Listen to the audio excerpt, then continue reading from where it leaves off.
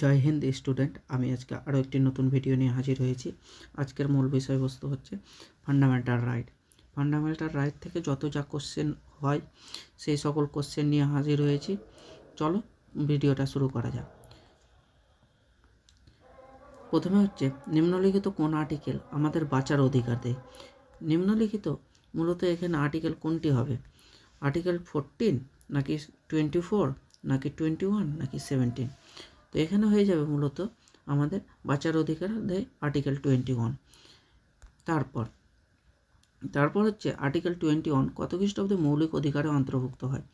Article 21 মূলত মৌলিক অধিকারে অন্তর্ভুক্ত হয় 2002 সালে 86তম অ্যামেন্ডমেন্টের মাধ্যমে। 86তম অ্যামেন্ডমেন্টের মাধ্যমে। তারপর হচ্ছে সংবিধানে কত নম্বর ধারায় বলা রয়েছে যে মৌলিক অধিকার খর্ব হলে, এটি গর্ব হবে না, এটা খর্ব হবে, খর্ব হলে নাগরিক সুপ্রিম কোর্টের দ্বারস্থ হতে পারেন। এখানে হয়ে যাবে মূলত আর্টিকেল 32। আর্টিকেল 32 এর ভিত্তিতে নাগরিক সুপ্রিম কোর্টের কাছে যেতে পারে এবং আর্টিকেল 2 to 6 অর্থাৎ 226-এর ভিত্তিতে মৌলিক অধিকার খর্ব হলে হাইকোর্টের কাছেও যেতে পারে, হাইকোর্ট। তারপর হচ্ছে ভারতীয় সংবিধানের 19 নম্বর ধারার বিষয়বস্তু হলো, ভারতীয় সংবিধানে 19 নম্বর ধারার বিষয়বস্তু হচ্ছে মূলত এখানে হয়ে যাচ্ছে 14 থেকে 18 সাম্যের অধিকার, 14 থেকে 18 সাম্যের অধিকার। তারপর হয়ে যাচ্ছে স্বাধীনতার অধিকার, স্বাধীনতার অধিকার হয়ে যাচ্ছে 19 থেকে 22 নম্বর। তারপর হচ্ছে বর্তমানে ভারতীয় সংবিধানে মৌলিক অধিকার রয়েছে, ভারতীয় সংবিধানে মৌলিক অধিকার রয়েছে 6টি। এর আগে পুরো 60টি মৌলিক অধিকার ছিল, যেখান থেকে বর্তমানে সম্পত্তির অধিকারকে মৌলিক অধিকার থেকে বাতিল দিয়ে এখন বর্তমানে মৌলিক অধিকারের সংখ্যা মূলত 6টি। সম্পত্তির অধিকার এখন বর্তমানে আইনি অধিকার অর্থাৎ লিগ্যাল রাইট, এটি রয়েছে কত নম্বর আর্টিকেলে? 300A-তে।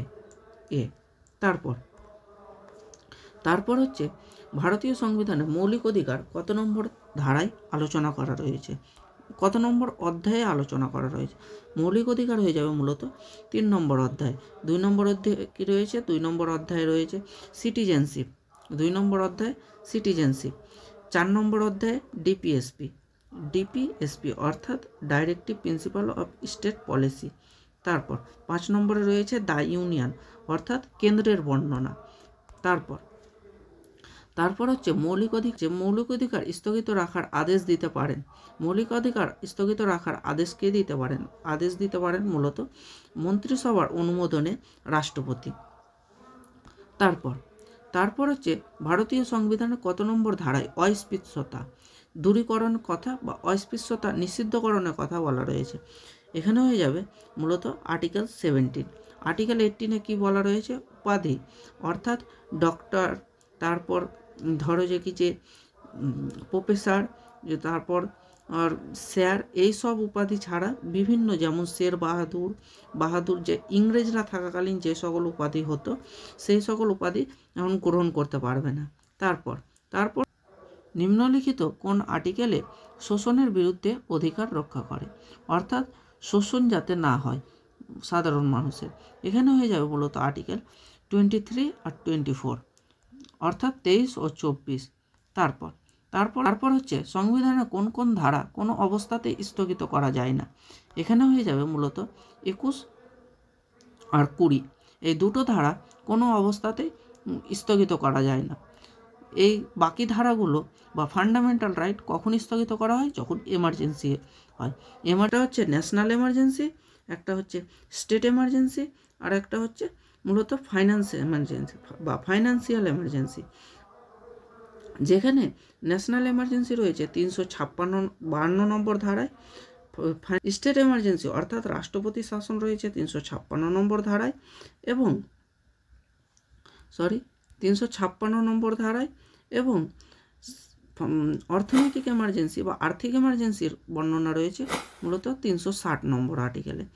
এই অবস্থাতে যখন ন্যাশনাল এমার্জেন্সি কার্যকারী হয় তখন মূলত এই 20 এবং 21 নম্বর আর্টিকেল বাদ দিয়ে বাকি আর্টিকেলগুলো ফান্ডামেন্টাল রাইটস স্থগিত করা হয়। তারপর হচ্ছে, তো আজকের মতো এইটুকুই। ভিডিওটা ভালো লাগলে অবশ্যই চ্যানেলটিকে সাবস্ক্রাইব করে নেবে এবং লাইক ও কমেন্ট করতে ভুলবে না। দেখা হবে আবার পরের কোনো ভিডিওতে। ততক্ষণের জন্য ভালো থাকবে। ধন্যবাদ।